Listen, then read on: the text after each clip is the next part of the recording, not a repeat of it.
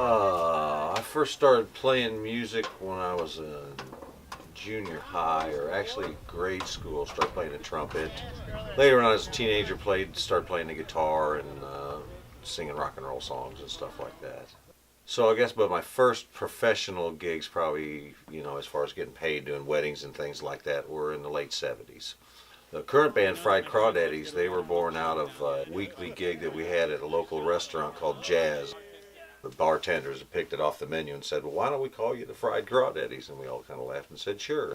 So the name stuck, and so we've been playing the last 12 or 13 years. Well, we're ready. Okay, we're checking right now, see if there's an announcer supposed to be here.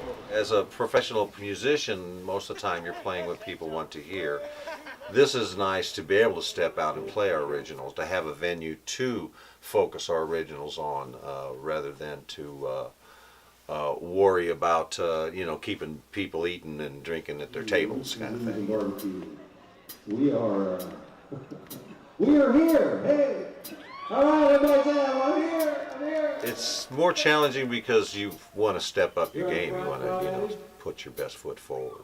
We wanted to concentrate on playing our music instead of other people's music, and we were doing also a tribute to one of our mentors, Jerome Wheeler, a local writer from Boone County, and introducing some new tunes. It's a lot of fun.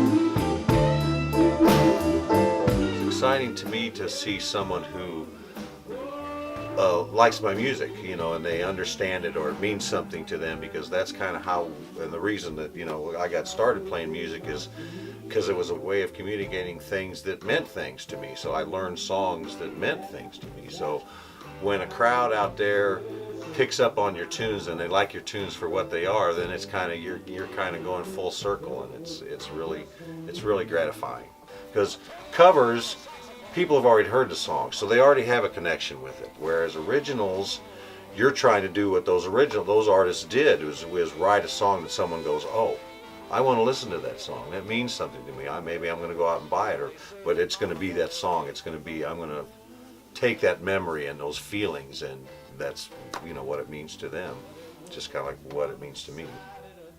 It's kind of neat to make those connections, other than people just telling us that we've done a good job of replicating something. They're coming up and saying that we're doing a good job of putting our music out there. It's not, I'm not trying to sound like anybody else. I'm trying to be me.